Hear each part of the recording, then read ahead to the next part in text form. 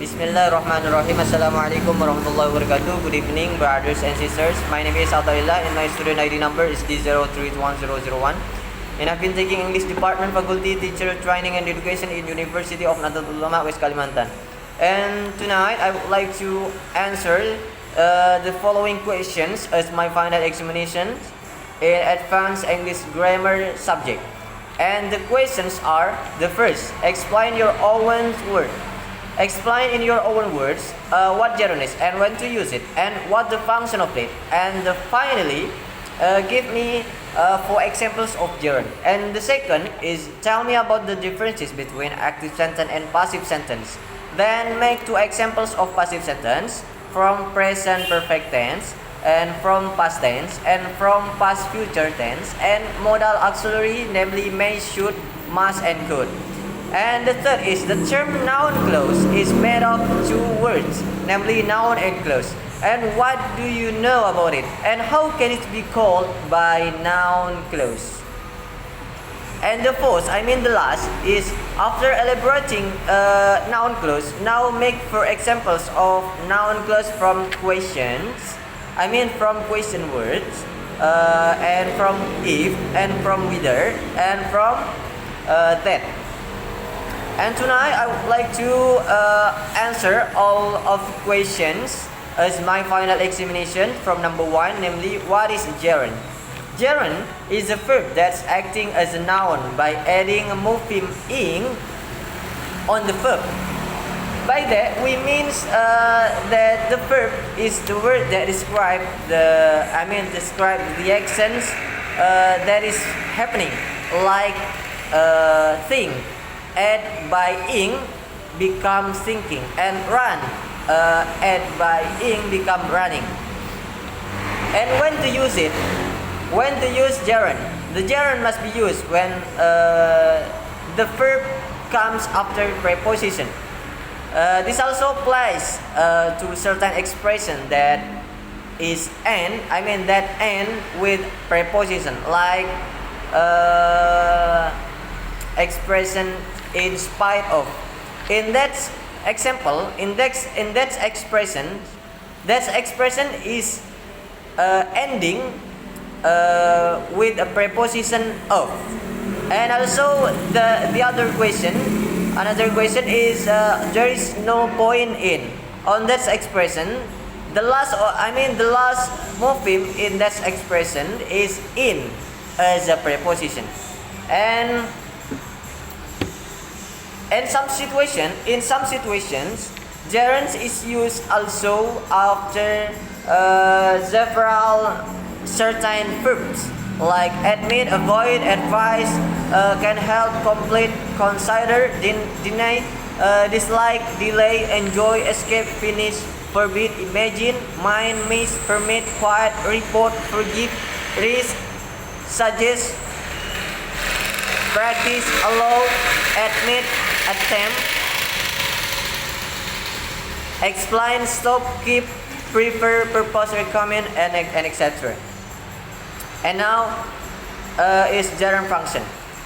The following are the main functions of gerund in the sentence. The first, the gerund functions are as a subject and an object. And the second, the gerund functions can be used after preposition, and the last gerund functions is as a compound word. And I don't forget to give you some examples of gerund. Namely, the first examples is reading English books is my habitual action. On that example, there is a gerund, namely reading, and that reading has a functions as a gerund, as a compound word.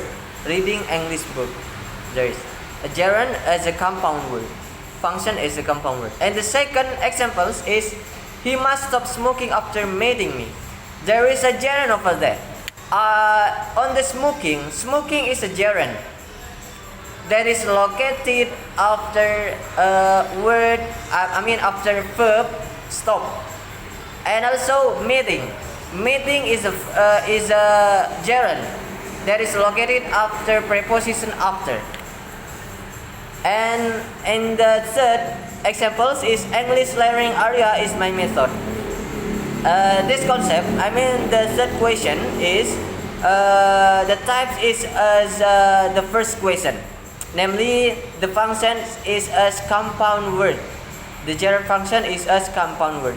And the last is listening can make our English better. Listening can make our English better. On this example, there is gerund, namely listening, that is functions as subject. And also, I want to answer the second question, namely about active differences. The differences between active and passive sentence. Active sentence. The differences is the sentence subject perform the action if active sentence. The active voice, the active sentence has a direct, clear tune. Use it when you want reader to focus on the subject of your sentence. And the actions, it is doing rather than on the action's target. And also passive sentence. If the passive sentence is the action's target is the focus, and the verb acts upon the subject, or to put it in the passive voice, the subject is acted upon by the verb. And examples of passive, namely from present perfect tense, past tense, past future tense, and modal auxiliary. Let's turn from present perfect tense. The examples is I have been loved by most beautiful. I have been loved by the most beautiful widow in my hometown. And another examples is the cat has been overtaken by him. And also from past tense example, namely my friend was hit by car. I was kissed by my ex-girlfriend. And from past future tense type, namely the lamp in my room would be turned on by my mother, and also his shirt would be worn by me. And I don't forget to give you the example of modal auxiliary also from may. The example is my book may be taken by you, and from should, you should be accompanied by him, and also from must, he must be punished by you, and from could, she could be visited by her boyfriend. And the third question is about noun clause.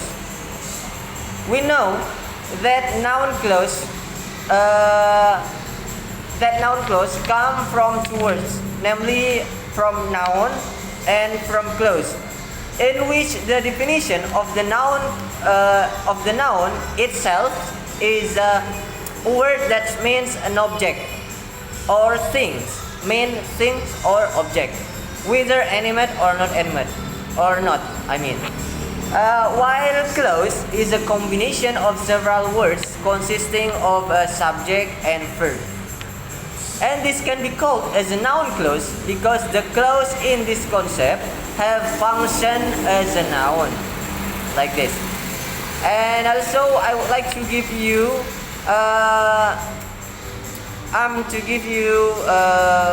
the examples of noun clause, namely from question word. I don't know. The examples is namely I don't know what you know. I don't know what you know. And also the another examples of question word is she doesn't know where he is. And also I want to know how you are. And the last is we don't know who loves you. And the examples of noun clause from if and whether types. The example is, I wonder if he is getting handsome. And from whether, I don't know whether she joins the English course with us. And the last is the examples of noun clause from word that types. Namely, I don't believe that you live in Pontianak. And that's all about my explanation, about my answers of several questions as my final examination. So if you found many mistakes on my explanation or my answers, please forgive me because I'm student. And the last I say, thank you very much for your nice attention. The last I say, wallahul muwaffiq ila aqwamit thoriq. Assalamualaikum warahmatullahi wabarakatuh.